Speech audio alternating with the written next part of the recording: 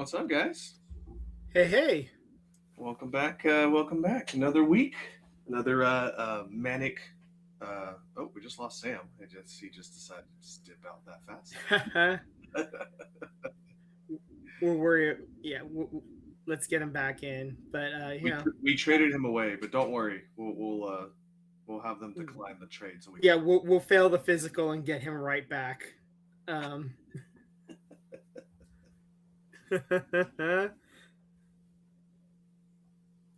oh man, that was the best joke, and he's not even here for it because it's his team. Oh, it's a bummer, but that's okay. Plenty of time to make fun of the Max Crosby situation with him when he gets back in the chat. But this is the SVT podcast. Thanks for joining. And I'm Vince. Sam disappeared right as soon as we started going live. That's Tyler. How are you doing, my friend? Oh, good man. I'm just sending in our group chat the old Blink 182. Where are you? You know. Yeah. I mean, like, I will say that I don't think my team we're gonna get an NFL. I don't think I had the most positive week so far, and it's only Tuesday. But I think you know it was kind of expected given the nature of where the team's at as far as talent wise and how much money we have to spend for future player, or I mean for our future player contracts. So not a great week, Yeah. but nonetheless, some other teams got some quality players from the Eagles. So we'll dive into that here shortly. One of them being Sam, if he ever comes back. Right. Yeah. No. Yes. The Raiders actually made some surprisingly good moves. I didn't realize that the Raiders were allowed to make good moves. That was Yeah, kind of. I thought that was verboten. But we'll yeah. get back into that as soon as Sam comes back. But in the meantime, we do have some hockey to talk about. We have some basketball to talk about. So let's just dive right in. If you see me glancing up, that's because the Sharks are currently playing right now in Buffalo. This is Tuesday as we're recording, and that game is in the third period.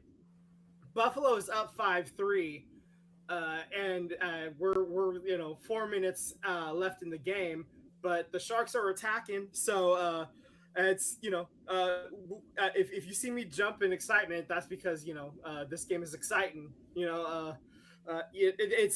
But earlier this week, we'll talk about some of the other games that happened as we're keeping an eye on the game. They get the win. The Sharks did get the win in Montreal against Montreal at home, 7-5 last Tuesday. You had goals from Colin Graff, Michael Misa, Celebrini, Wenberg, Smith, Sherwood, and Gaudette. Sherwood was your game-winning goal, and that was the game that basically sealed the deal for Sherwood to extend. I think Yeah. that was kind of the feel good moment for him. Like we were kind of waiting for him to have that breakthrough moment after trading for him, and that was it, right? And that was Sam's win of the week as well, was the Montreal win. Then you had two overtime losses to follow that up. St. Louis was a 3-2 overtime loss. Celebrini and Sherwood had the goals there. And then on Saturday, the Islanders 2-1 overtime loss. Celebrini had the lone goal there. That was Tyler's win of the week. Unfortunate for both of us. In the standings there, I'm still up 11. Sam has 8, and Tyler, you have 7. Yes. Obviously, none of us are taking the Buffalo game because that's happening right now. As I said, they're currently down 5-3. They've emptied the net with about 3 minutes and change left to go in that game. But the rest of the schedule for this week, they're all on the road. They're all out east. They're at Boston on Thursday. They're at Montreal on Saturday, and they're at Ottawa on Sunday. I feel like Boston's the easy take here, but given how the game shook up against Montreal, I think I'm going to take Montreal just because I'm pretty sure some choice words and some fights Yeah, were about to break out last week, and I think yeah, that it just turning around, playing them again right away again. That's I could see that having being a fun matchup again. Sam, what do you think? Uh, Sorry, my computer is on the fritz again because it's a Windows piece of shit. Should have stuck with Apple. Uh, Um, my Windows is doing fine. I don't know. nah, it's my work computer too. It's a At poor the office, craftsman. dude. This is like a $2,000 fucking ThinkPad, and it's a piece of shit. Yeah. Um, so thank you, Bill Gates. And then if I try to return it, oh, it's a restocking fee. So it's not happy with my purchase. Bruins, Canadians, or Senators? Yeah. I'll go with the Senators just so to change it up. Okay, and you know what? I'll take Boston then. I'll make us all live again. So what happened around during the week for hockey? Uh, the Sharks on Wednesday, I mentioned it earlier. Right after that win against Montreal, they extended Kiefer Sherwood to a 5-year, and then a 5.75 million average annual value deal. If he plays the length of the deal with San Jose, he'll be here through the 2030-2031 season. He currently has a career high of, I think he's up to about 20 goals now at this point. And he, at the time of the deal, he had the second most hits in the league at 238. Obviously, he has more hits than that now at that point. Also on Wednesday, the Sharks traded minor league defenseman Jack Thompson to Vancouver for minor league defenseman Jet Wu. And that's kind of a move to kind of free up a logjam. Jet Wu was the minor league. He was wearing an A on the minor league Abbotsford team, and that team actually won the Calder Cup last year. So he's a pretty, well thought of player in their like in their minor league system, but Jack Thompson was just kind of blocked. He wasn't going to be able to get up to the big league fast enough over here, but over in Vancouver, the path is a little bit more clear. So I think that was Mike Greer doing a solid for Jack Thompson there. So a little bit of a bummer for us, but good for him, and he's going to get a shot there. And then Friday morning, the Sharks extended Alex Angelkovic for 2 more years at $3 million per. Also, Friday morning, Tim Liljegren was traded to Washington for Vegas's 4th round pick. So San Jose had initially picked him up early last season on waivers. So, you get a guy off the scrap heap, flip him for a 4th. Yeah, and he's been, a little inconsistent, but overall, you know what? That's not a bad. That's an upgrade as far as I'm concerned. You pick a guy up off the scrap heap, and now you got a lotto ticket. So that's fine.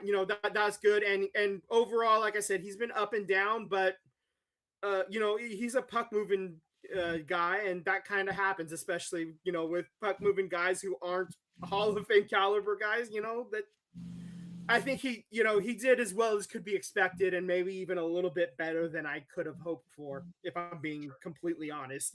So thank you for your service. Best of luck in Washington. And they needed to make a move because the trade deadline was Friday, and they made a move. And that and we'll talk about all the moves that were made, but the move in particular that they made, that was they traded their defenseman John Carlson to Anaheim. And Anaheim gave up a conditional 2026 or 2027 first round pick and a 2027 third round pick for him. So Anaheim got a lot better on that one. Other moves that were made around the league: Colorado, they reacquired Nazem Kadri, and then Calgary in return got back a first round pick in 2028, a second round pick in 2027, and then a couple of other players in the deal as well. Seattle they get Bobby McMahon, the forward, and then in exchange for a couple of picks, a fourth and a second. Detroit getting defenseman Justin Falk in exchange from St. Louis. St. Louis, they blew it up big time, man. St. Louis gets back a 2026 first and a third. That was our San Jose's third round pick that they got back, and then a couple of a defenseman and a forward as well in the minor leagues. And then this one was a big one. Yeah, the Islanders. They get Braden Shen from St. Louis, and St. Louis in return they get back a first round pick in 2026, a third round pick, and then a forward and a goalie in the deal as well. So, okay, Minnesota, they get Nick Foligno, the captain from Chicago. Chicago gets future considerations. He's 38. He doesn't have a lot of value. This is this is a chance to give the guy a shot at a cup, Sure. Give a veteran a chance move. I respect it. They did it in Division 2, so it was like, okay, cool, whatever. Okay, Buffalo making some moves here. They get Logan Stanley and Luke Shen from Winnipeg, and Winnipeg in return get Isaac Rosen, Jacob Bryson, and a 2027 second round pick and a 2026 fourth round pick. So, Buffalo making a little bit of a play for it. Yeah, Luke Shen's gonna be a solid pickup piece for them. Yeah. I don't know if he's gonna stay for the rest of the season, like going into next season, but I think Buffalo will be smart to try and keep him if they can. Yeah, Minnesota adding to the forward line. They get Bobby Brink for defenseman David Yurchek. Colorado adding Nicholas Roy, and Toronto getting a 2027 first round pick, which is top 10 protected, and a conditional 2026 fifth round pick. Oh my God. Edmonton getting Jason Dickinson and Colton Dock, and then Chicago getting Andrew. I can't even say that name. That's Andrew Mangiapane. Mangiapane. Yeah, whatever. Wait till you see the next. I want to see how you say the next one. I got this one. Actually, I do got this one. This one's easy. Utah getting defenseman Mackenzie Weegar, and then Calgary getting back defenseman Oli Mata, and then prospect Jonathan Castagna, and then 3 2026 second round picks. That is crazy. Yeah. 3 second round picks. Like, I know hockey is kind of like your top echelon is your top 10 players, but that's a lot of picks. Yeah. Okay. Colorado getting defenseman Brett Kulak, excuse me, and then Pittsburgh getting back Samuel Girard in the 2028 second round pick. And then earlier, the Sharks avoided this one. The Kings getting Artemi Panarin in exchange. The Rangers get prospect Liam Greentree and a 2026 conditional third round pick. My favorite thing about this trade though is that he couldn't have his number for the Kings because the number belongs to the mascot. Yeah. That dude has baggage. It looks like Buffalo got an empty netter, so that game is done. Jack Quinn put in an empty netter. So Sharks lose 6-3 against Buffalo. Unfortunate. That's not going to help. What a steal for the Kings. It's Trash Panda. Hey, it's our buddy Daniel. Panarin was available because of the baggage that comes along with him. That's why it was a steal. He's a quality player, but the extra off the ice allegations, the gations that come along with him, or why he was a more cost effective player to acquire. That's why he was able to get the headache that comes along with that. Although it's hockey, so that would be that it's a little bit, the hockey culture. That's one of the issues that people are trying to fight back against, but hockey is slow to adapt sometimes, and that's part of the problem. That's part of the stuff that at least I'm out in these threads streets, fighting against. But yeah. So that's nothing we need to super deep dive into at this time. But yeah. So just looking ahead again. We got 3 games happening over the next week. Looking at some of these other teams that the Sharks are kind of have around them in the standings. You have Utah, Seattle, the LA Kings, Nashville, and Winnipeg are the teams that are kind of hovering right around them. The Sharks, they lost today. That doesn't help. That's obviously not going to help, especially losing in regulation.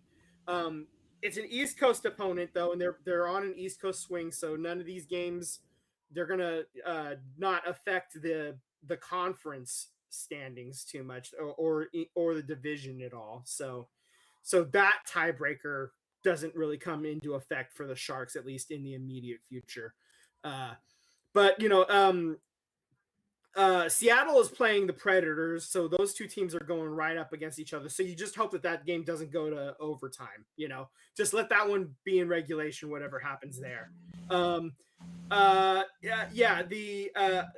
Kings are also on an East Coast swing as well. They're at the Bruins, at the Islanders, at the Devils, at the Rangers this coming week.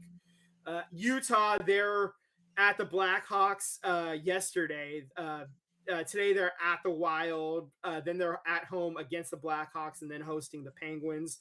Winnipeg, they have the Ducks, Rangers, Avalanche, and Blues, coming up. So this is, the Sharks have a tougher upcoming schedule for the rest of the year. They got about 20 games left, and the schedule doesn't get any easier. Yeah, it's gonna be a race. I don't know if they might leak in. They might. I don't know. It's gonna be tough. It's gonna be tight. I did see one fun fact. Over the last 3 years, there was a captain of a team traded to another team, and that team won the Stanley Cup. There were 3 captains traded this year. So Quinn Hughes and Nick Foligno were both traded to the Minnesota Wild, and Braden Shen was traded to the New York Islanders. So the question is the Minnesota Wild or the Islanders going to win the Stanley Cup this year? I think the Minnesota Wild have the better shot at it. That being said, they're sitting in the Central Division, so that's a tough one. If they can break through the Central Division, especially with Colorado, if they get through Colorado, then yeah, they'd be the favorite. But I mean, I don't think it's going to happen. But I'm just saying, the Lightning. It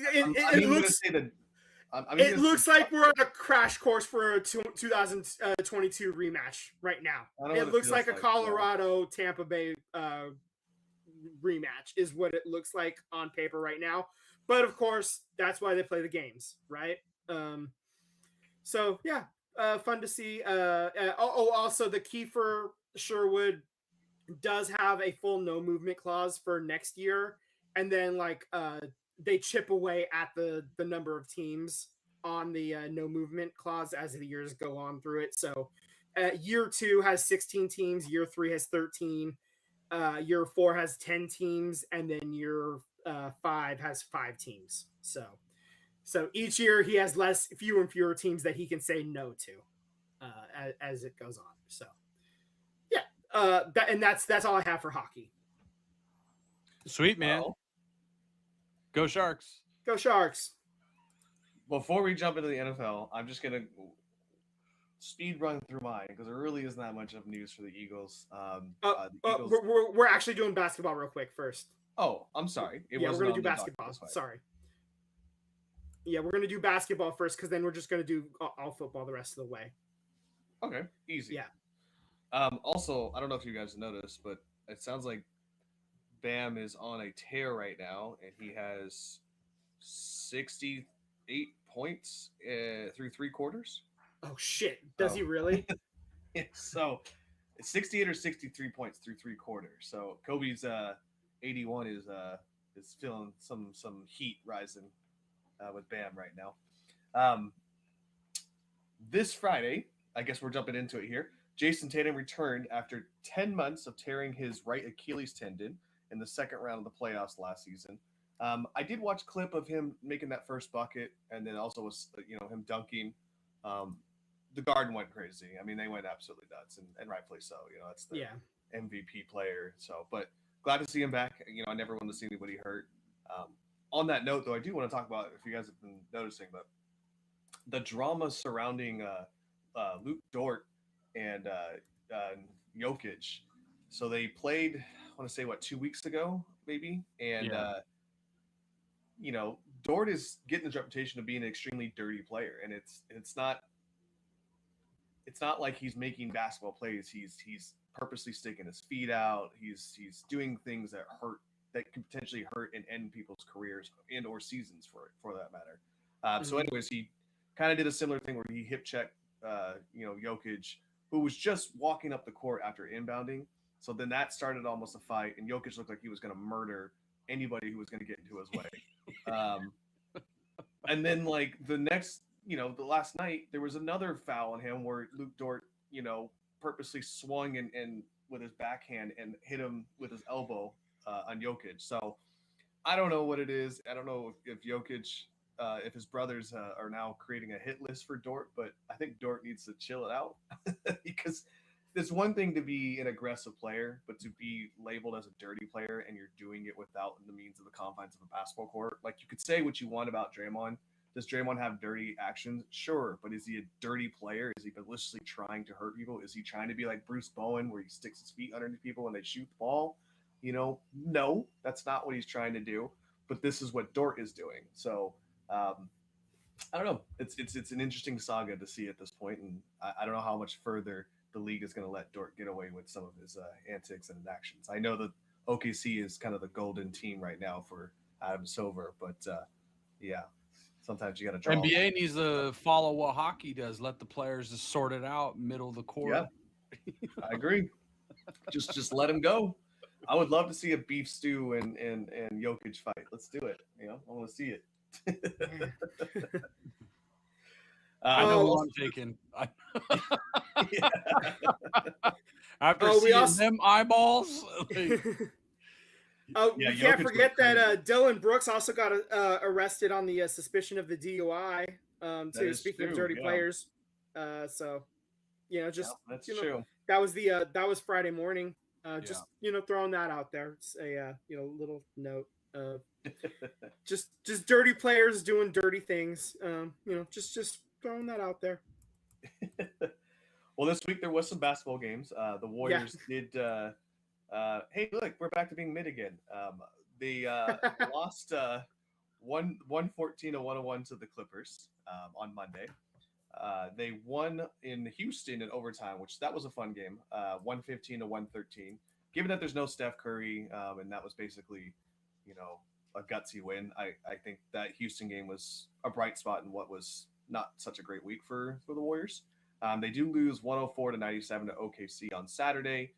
That's the game where Porzingis returned after 6-game absence due to an illness, which is being classified as a mysterious illness. It's ridiculous.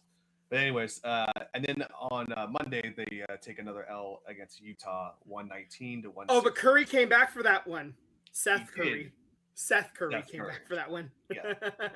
So, I don't know. I mean, we're back to being 32-32. We're 500. We're mid again.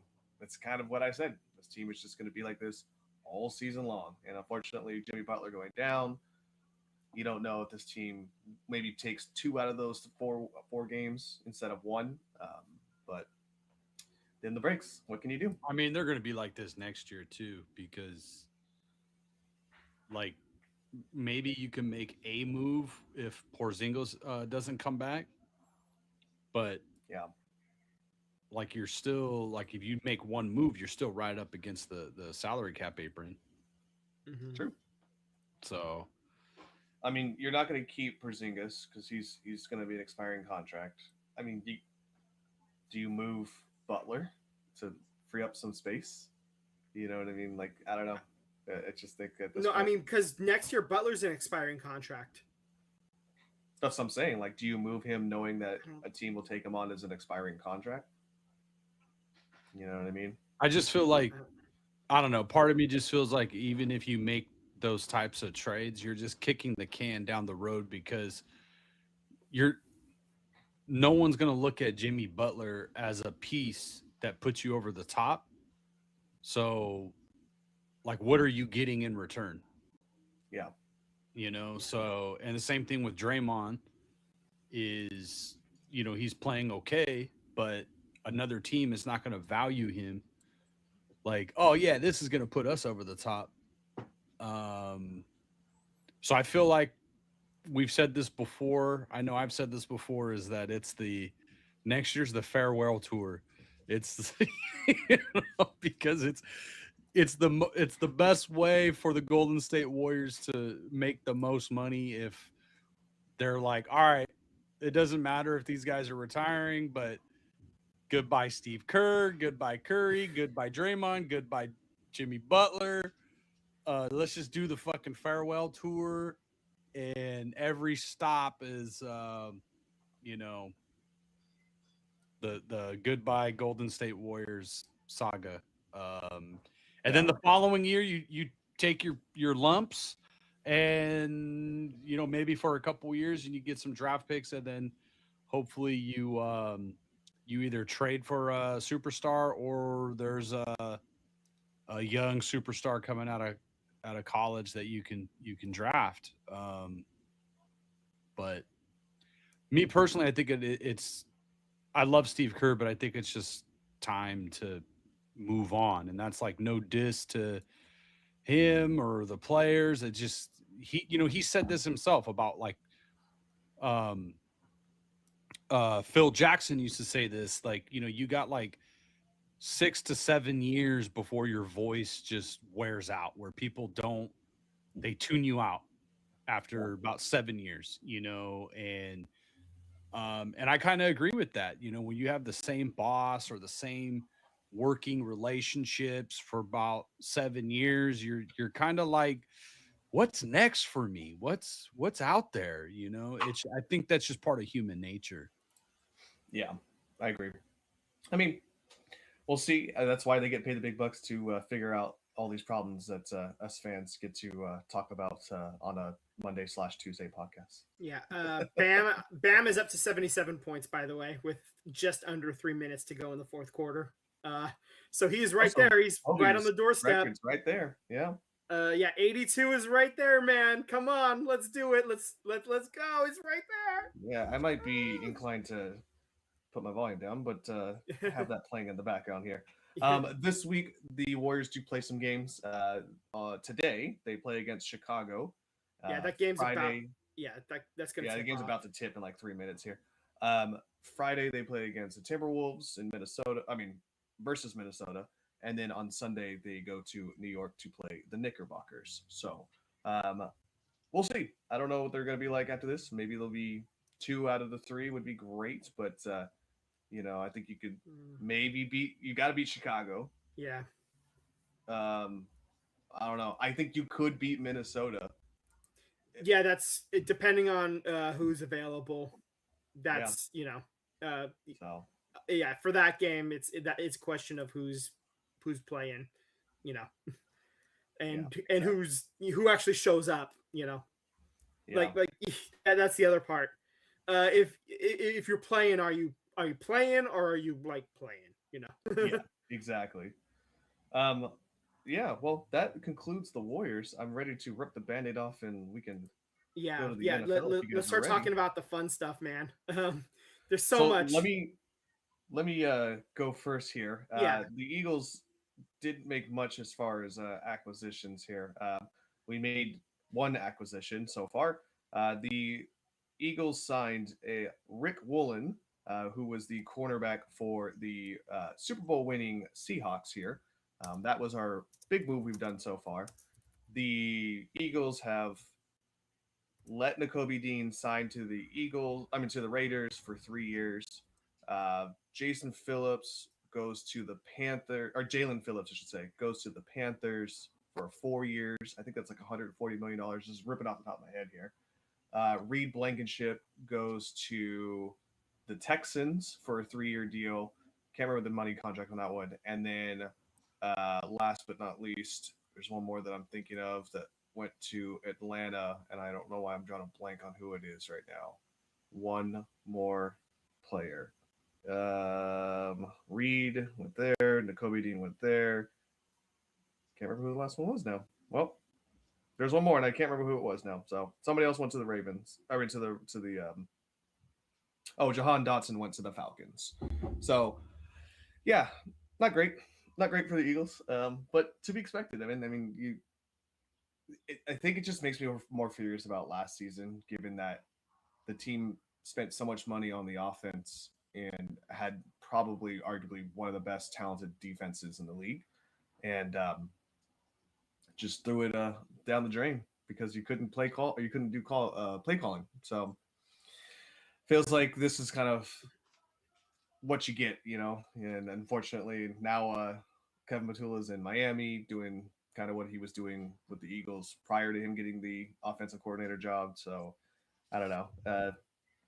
It's bittersweet for me this week, but I am happy to see the Raiders did get N'Kobe Dean. I think he's going to be one hell of a middle linebacker for you guys. He came back from the injury post Super Bowl, and he actually booted our number one draft pick back to the bench. So for N'Kobe Dean to do that coming off of an injury that ended his season, I'd say that speaks volumes about how good and how smart his IQ level is. So, and also too, who knows? You know, you're probably gonna have him at your mic, and now the Max Crosby situation here, so it could be really fun to watch the Raiders be on defense this year, just because it doesn't feel like it's Crosby against the world. You know what I mean? So, but nonetheless, I'll let you guys jump into whoever wants to go next here. Maybe I should go because yeah. Sam's thing is weirder, I guess. Yeah. So the 49ers, they did make a huge splash, and they got Mike Evans, who's going to be a future Hall of Famer. He's entering his age 33 season this year. He's 6'5". He's big, strong, huge red zone, end zone target for Brock Purdy. He is the prototypical number one type guy. Before this past season, he was a lock for 1,000 yards, every year. And the only reason he didn't do it this year was because of a couple of injuries that are not, lingering type injuries. They were like actual, broken bones type injuries. So that's you can say it was an injury plagued year for him, but those are the kind of injuries that you wouldn't expect to linger on into the new year, the new season. So hopefully he comes back, and when he was out there playing, he still looked great. He still looked like he had it. So I'm hoping he comes in refreshed, and he's coming into a system that is dynamic, and I'm sure Kyle is already dreaming up some really inventive ways to use a big-bodied guy like Mike Evans in it. And as long as he can stay on the field and stay healthy, which is obviously a huge question mark for the 49ers, They got a guy who's going to be really, really useful for the team. The deal itself is a 3-year, 20 mil per season, but it's filled with incentives. So it's not exactly 20 mil per. If he hits every incentive, it's 20 mil per. But like it's obviously it's not. It tiers up and down. So that's the Mike Evans part of it. That's really exciting for that. I'm really excited for that. If all goes well, this is a really big, good signing for the 49ers. If it doesn't go well, okay, sure, whatever. What else is new? Okay. If it doesn't go well, it doesn't go well because of injuries, and shocker. That's the way it goes with the Niners. Okay. Other news: the Niners re-signed Eddie Pinheiro to a 4-year deal. He came in, and he on his field goal attempts, he was fucking nails. So that was great. The extra point attempts, he missed a couple of them, including in his first game with the Niners. So gave me a little bit of heart attacks here and there, but for the most part, he figured it out. And on field goals, the only field goal he missed was a 60-yarder, and he missed it by about half a yard. So he was nails for on field goal attempts for the entire season once we picked him up. So locking him in for the next 4 years, that's a great move. He proved he was worth every penny for the team. I love that move. That's great. And just locking in special teams, especially after the Jake Moody experiment went terribly, terribly wrong. After he got hurt in the middle of his second year, and it was just he couldn't find it after that, and it was done. And you realized you had to cut bait, and there was somebody who was valuable on the waiver wire. So they went and fixed the problem, and Eddie was a godsend. So thank fuck he was available. Okay. They signed Viridian Lowe, offensive tackle, to a 2-year deal. He was a Patriot, and now he's a Niner.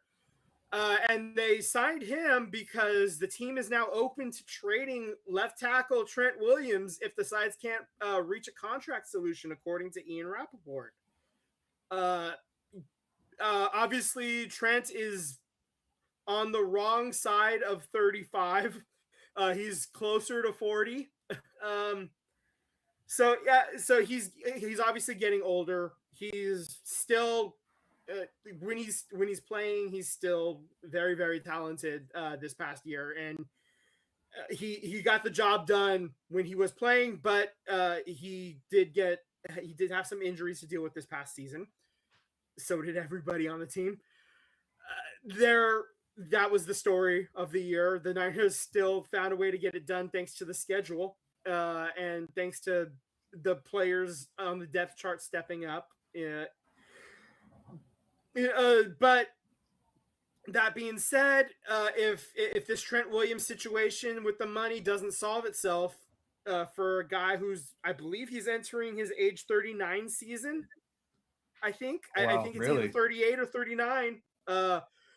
That makes me a little nervous. Obviously, Father Time is undefeated. That's one of those cliches that we hear all the time, and it makes me wonder. And I'm sure the team is asking that question: when does Father Time come to claim Trent Williams? And did it start with the injuries this past year? And that's probably the questions that they're asking. And Trent Williams is trying to get as much money as he possibly can while he's still a viable player in this league, obviously, and I want him to get that bag, and I hope that they can come to a resolution, and I hope that it's with the Niners because he's a very, very good quality top tier left tackle still. I still believe that, but if it's not, then it's not, and they need to move on, and I just don't want it to drag on forever like the Brandon Ayuk situation did this past year, Right. I don't want any situations to drag on. That's the long and short. If it's if it's not meant to be, let's figure out a trade and get the trade done. Because that Ayuk situation, it was not it. I don't want that shit at all. There's not a single Niners fan that has any taste for that. They don't want to do any prolonged will they won't they contract negotiation dance. Get it figured out or get it or get him traded. I don't want any like friction on that front. Figure it out, and I want it figured out before the draft. And I'm not talking like 3 hours before the draft. I want it figured out in the next 3 weeks. Okay, like my birthday is in like 2.5 weeks. That's what I want for my birthday. I want this Trent Williams situation figured out for my birthday. Okay, how's that? Give me my birthday present, 49ers. There we go. Okay. What else do I have? The 49ers were given 3 fourth-round compensatory picks in the 2026 draft. Fourth rounders, they often turn into players. Anything, it's always a lottery ticket. In the draft, you got to make the right choices, right? Brock Purdy was the last pick in the draft. We hear that a lot, right? That's a lotto ticket, right? But a fourth rounder, those guys usually, like, if you do it right, you can turn those guys into players in the league. They're not necessarily going to be Pro Bowlers, but they can be serviceable players for a few years. So you got 3 of them. So do good with that. Okay, so Sam, that's what I have for Niners specific stuff. Let's talk about the Raiders specific stuff. Go off. And then the Raiders said, "Hold my beer." Hold my 12-pack. Holy shit, what a whirlwind week and a half or so. So try to be as brief as possible. Last week it was Max Crosby is on the trade block, and John Spytek says, no, we want to build with Max, and it leaked what the Raiders are looking for, and they wanted the Micah Parsons haul or similar. And everybody said, nah, you're not going to get it. And then lo and behold, going into the weekend, the Ravens offer up 2 first-round draft picks to obtain Max Crosby. So the Raiders were now on schedule to be the number 1 overall pick and the number 14 overall pick. Then comes free agency. We talked about this on the last show, the whole legal tampering period. That terrible name. It's a stupid name. It's either legal or not. So to me, it's just don't allow it until the league year starts. Or these deals have to be final once they're reported to the league office. Because before I get to the Max Crosby drama again, the Raiders go on a fucking spending spree and they're handing out bags. So they go after we're assuming that Fernando Mendoza is going to be the number 1 overall pick to the Las Vegas Raiders. So the Las Vegas Raiders shore up their offensive line, getting the best available center on the market, arguably top 2, top 3 in the league, in Tyler Linderbaum. So they signed him through a 3-year deal, $81 million, $60 million guaranteed. They also go on and sign Tyler's boy, Nakobe Dean, reuniting him with his Bulldog teammates, Quay Walker, who they signed from the Green Bay Packers. And then they also re-signed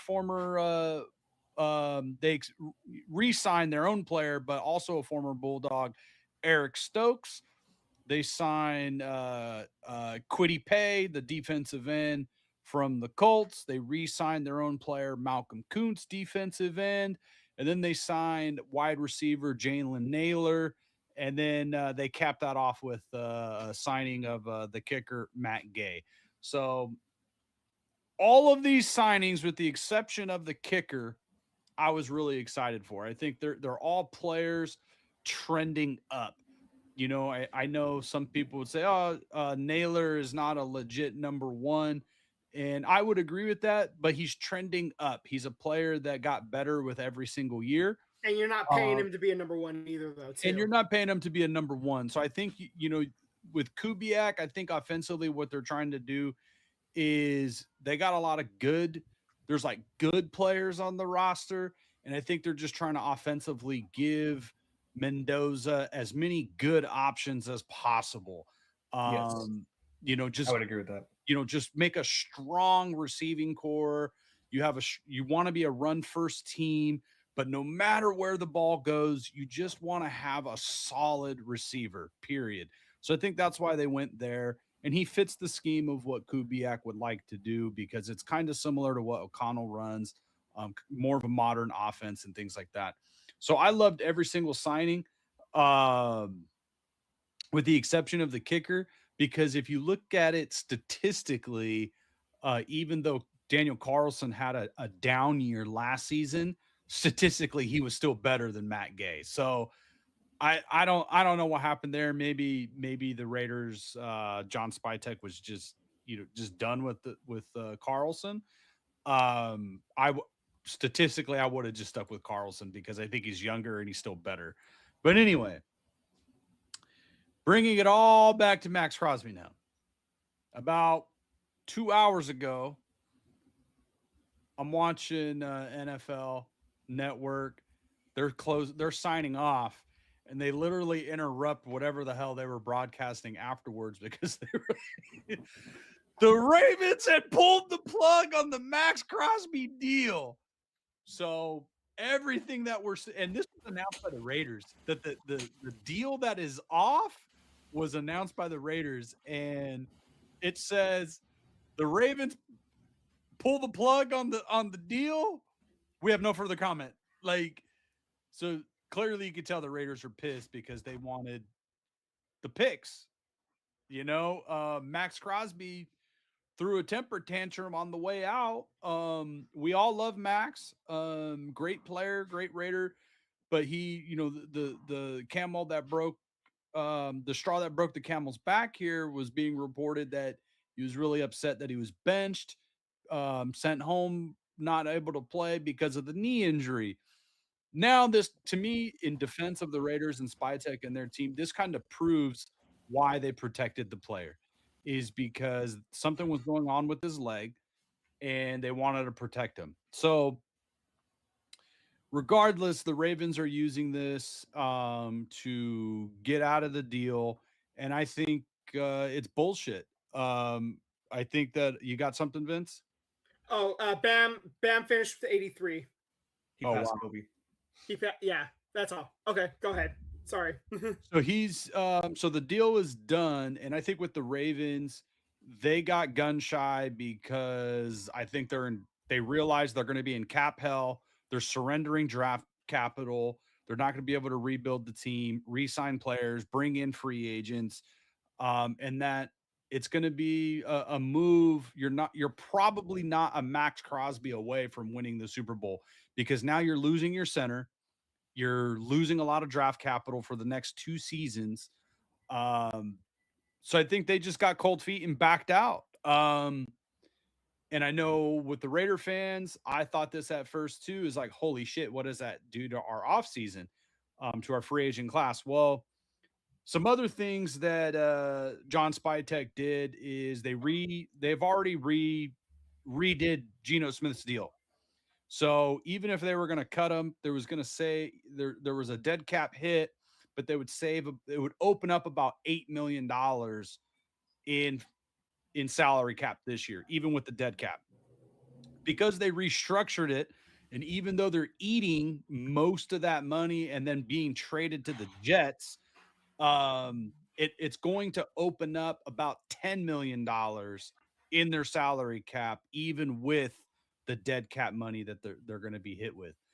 And then the other thing is that deal and some other restructuring that the Raiders have done, they have more than enough salary room to sign their entire free agent draft class and retain Max Crosby. So if a team wants to make a trade for Max Crosby closer to the draft, that is still on the table. Or if the Raiders don't get what they are asking for, they still have the salary cap room to bring back Max and also possibly renegotiate with Max to move some money around and create even more cap room. So it has been a frenzy of he said, she said, but clearly the Ravens didn't feel comfortable with the deal, didn't feel comfortable moving forward.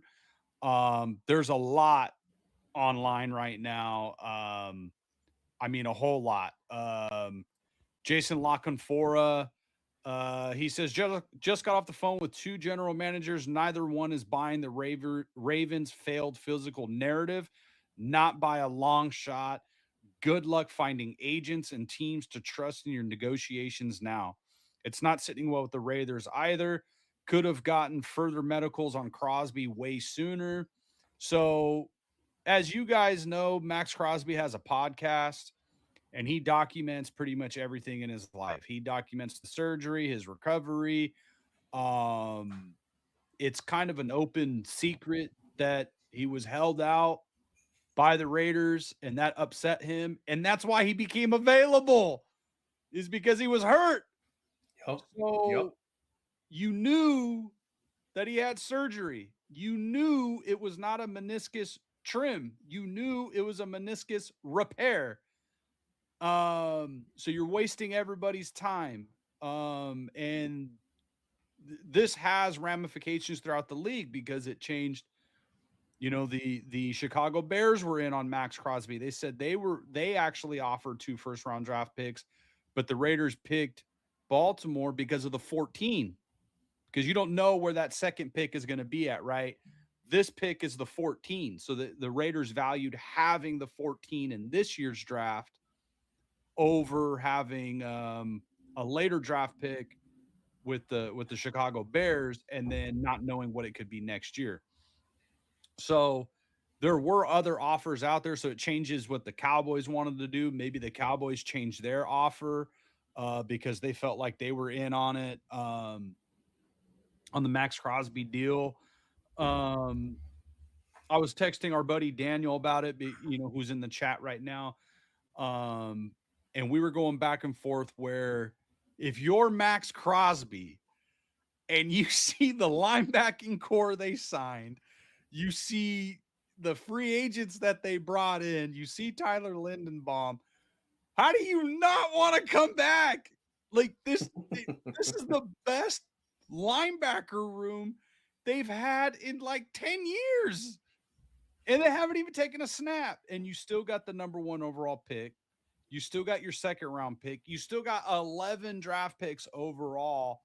And I could see somehow, some way, John Spytek turning that into even more picks. Because I think last year he had like 8 and they ended up with 10, something like that. So I actually think that the Raiders are still in a good spot. Obviously, myself and I think a lot of Raider fans emotionally moved on. I don't have any hard feelings against Max. Like, I get it. You've been here for 7 seasons and you haven't really been in the playoffs. You haven't really been a true contender. It's a whole new coaching staff, but at the same time, you're okay. I'm going to Baltimore.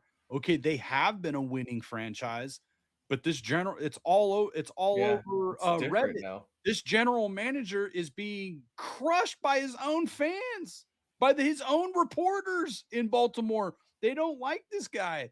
It's a whole new coaching staff. There's some funniness going on with Lamar Jackson.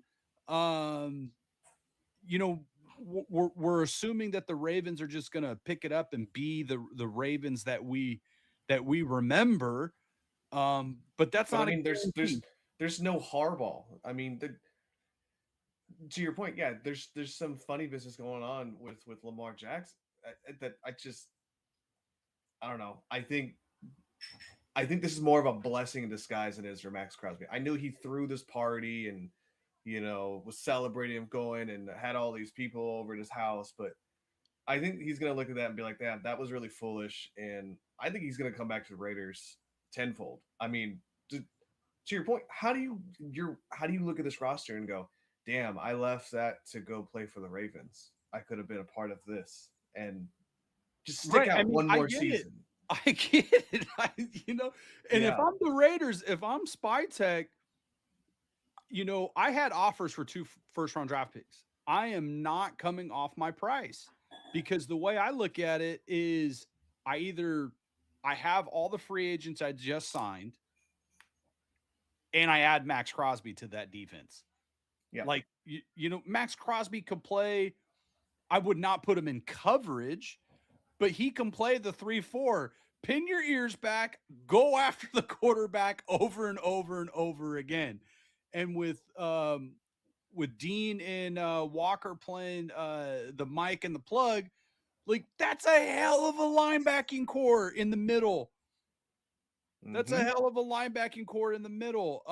They're both great against the run stop, so you have a ton of options. And then with the draft capital, you have to add with Tyler Lindenbaum, you have a couple of young guys on the offensive line. Now this guarantees that JPJ is going to be a guard. So he's probably moving to I think they're going to put him at right guard.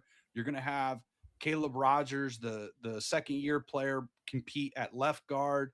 And then you have the tackle that they drafted last season, that he's probably going to be competing for a right tackle spot, who, in limited snaps, he looked really good. And then you're probably going to take another guard and a tackle in this year's draft. So I think the offensive line is just having Linderbaum moves other guys into the proper spot. Because I agree. I mean, I love Jackson Powers Johnson. I love him. I thought he was going to be a great center for us. But when you start having that many injuries and that many penalties, the penalties, dude, I appreciate the nastiness, but the penalties coming from the center spot, I just could not. You can't have that coming from your center because he needs to pick up the blitzes. He needs to call out coverages. He's helping with the quarterback, calling out audibles and things like that. So I just thought I agreed with a lot of the coaching staffs in the past that said he was probably better guard because he does show that athletic ability to pull out and get downfield and help the run. So I think you're going to see a lot of touchdowns with Ashton Genty riding right behind JPJ. And I think he could be a Pro Bowl guard. So I think, with Colton Miller kind of coming back 100% healthy, you got JPJ at the guard, you got Tyler Linderbaum at center, and then you got a couple of guys battling it out for the other spots. And then you add a couple of draft picks to compete.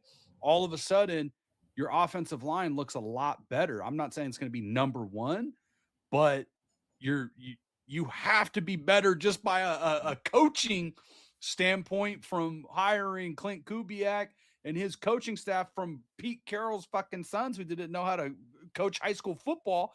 I think from that point, they're better. And I think Mendoza, I think he's going to be really good. And he's the perfect quarterback that's going to be able to run this system with Kubiak. And we know Ashton Genty's really good. We know Brock Bowers is really good.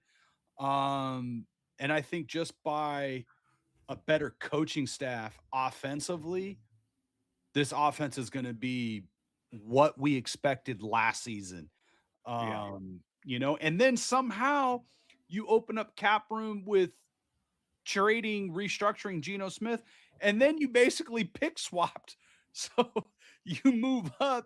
So you get it's only a 6th-round pick, but hey, a pick is a pick. You never know who that lottery ticket's going to be. So I think the Raiders are still in a good spot. I'm shocked, just like everyone else. I don't know what's going to happen. Scenario one, you run it back with Max with all these free agent signings.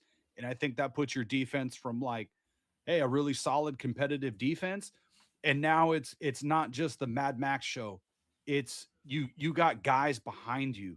Where last season and seasons before, it was just Mad Max, and that ain't going to work. So now you got some real dogs behind him. And then offensively, I believe it's going to be better because of Clint Kubiak and all the players that I just mentioned. So regardless, the Ravens fucked this up, but the Raiders still cooked.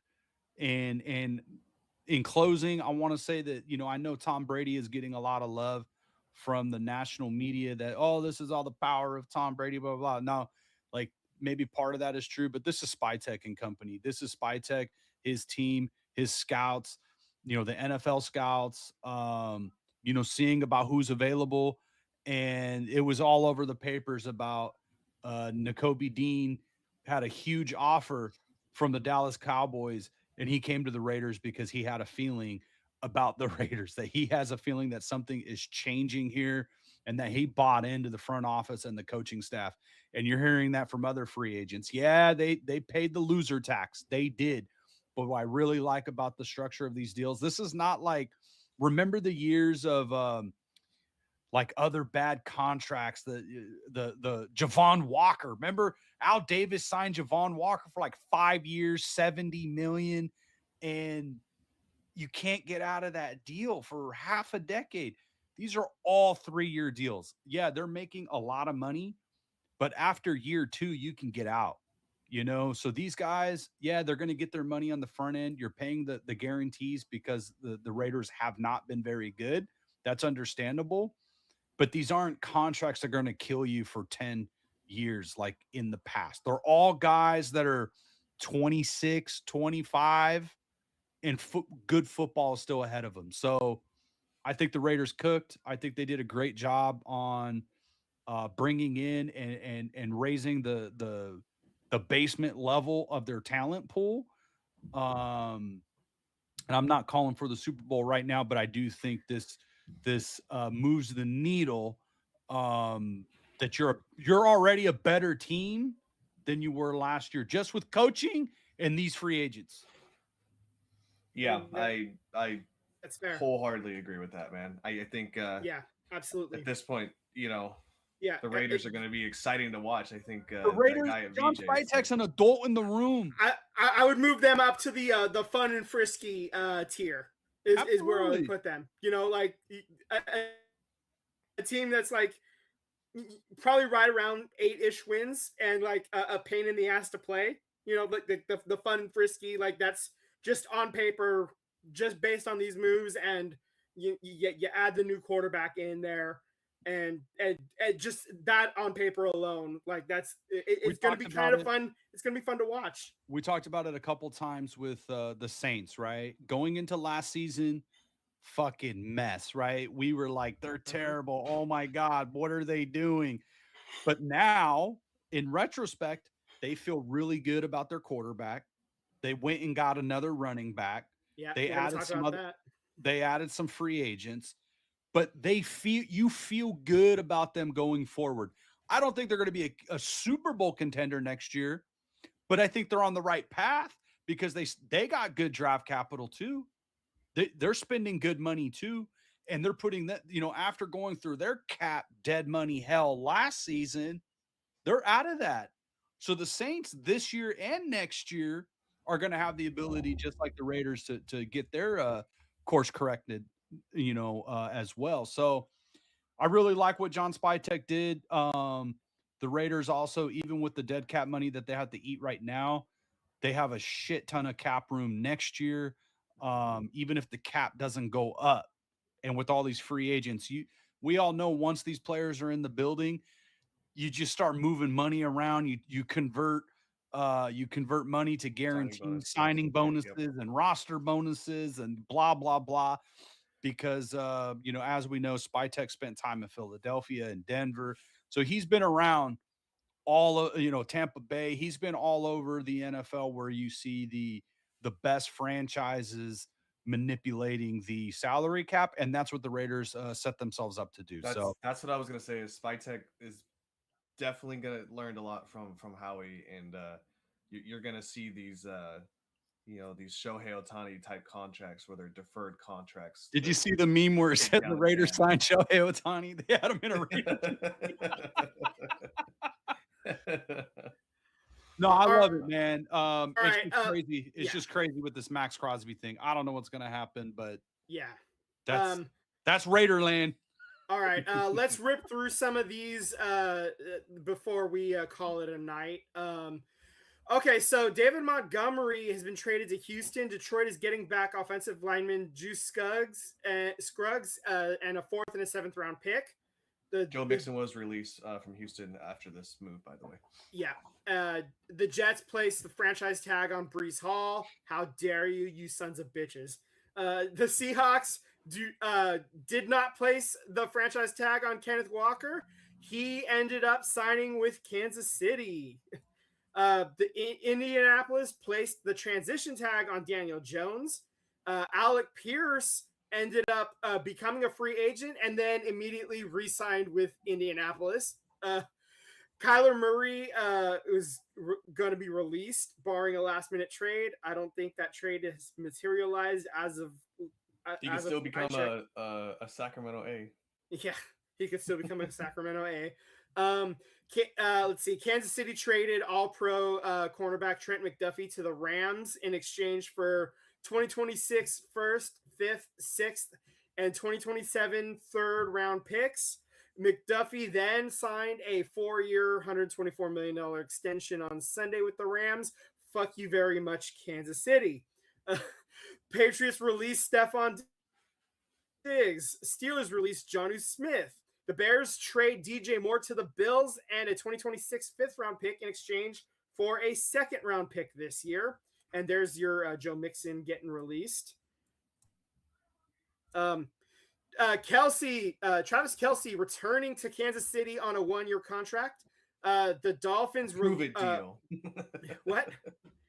I said a prove it deal. Yeah, a prove it deal for a Hall of Fame tight end. The Dolphins. Let's see. They're going to release Tua with a post June 1st designation. They're going to take on that $99 million dead cap hit. And then Dude, that's so crazy. Tua's going to sign a 1-year deal with Atlanta. Alec Pierce signing the 4-year extension for $116 million. I already talked about Kenneth Walker. Michael Pittman is being traded to Pittsburgh. Indy's getting back to be determined. I don't even know. I forgot to look at what they're getting back. Pittman signed a 3-year extension to stay in Pittsburgh after that. Kenneth Gainwell to Tampa Bay on a 2-year deal.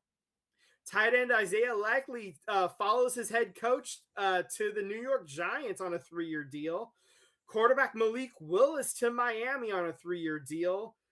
Travis Etienne, the running back, goes to New Orleans on a 4-year deal. Tyler Algier to Arizona on a 2-year deal. Wan'Dale Robinson, the wide receiver, goes to Tennessee on a 4-year deal. That's a loser tax deal for him. Get your money.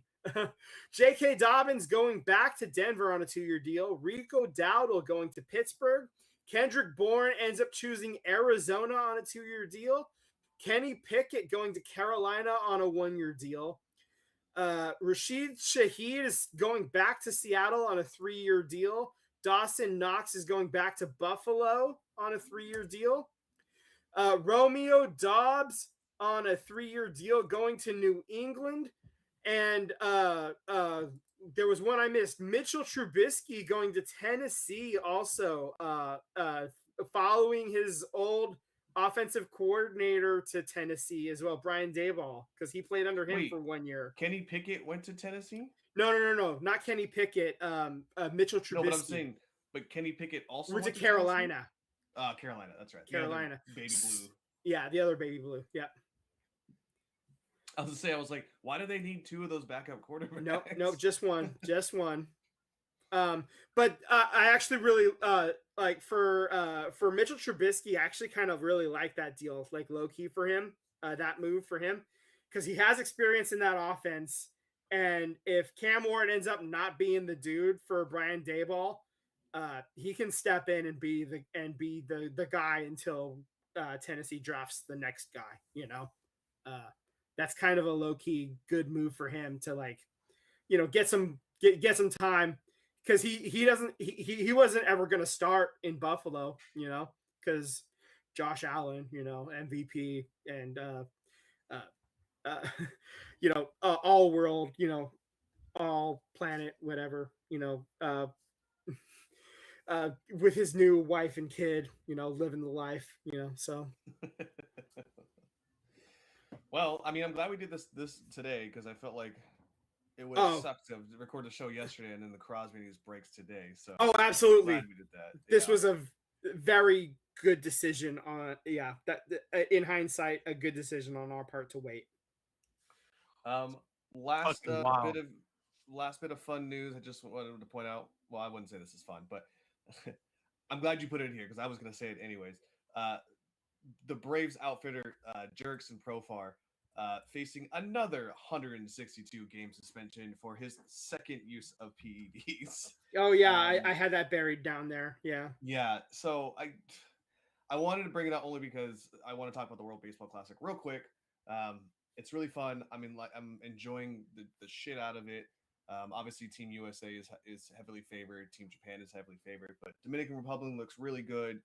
Even Venezuela looked really good last night. So a lot of promising baseball coming through the World Baseball Classic, and I love that teammates are not shaking hands. It's just got that feel of the Four Nations hockey feel or the Olympics hockey feel. So I'm loving the competitiveness. I think Team USA is playing Italy right now. I'm pretty sure they're dominating, if I'm not mistaken. But it's one of the few things that I enjoy about baseball because there isn't much to enjoy about it for us in this sake. But yeah. Alrighty, guys. Well, I just want to say, Daniel, thank you for jumping into the chat. Really appreciate it always, man. It's great to hear from you. Yeah, it's been a minute. Don't be a stranger. Yeah, absolutely. We actually got up to quite a few double digits of people listening. So for those who were listening, thank you guys. We really appreciate it. As always, you guys watching. Yeah, thank you for watching. I'm sorry. Thank you guys for watching the SVT podcast. Subscribe on YouTube and hit the bell to get alerts when we go live. Also, if you don't have time to watch the full episodes, we are putting out several smaller segments on YouTube throughout the week. Make sure to follow us on Instagram and Threads at SVT Sports Pod and slide into the DMs. We would love to interact with all of you. FJF, have a good night, everybody.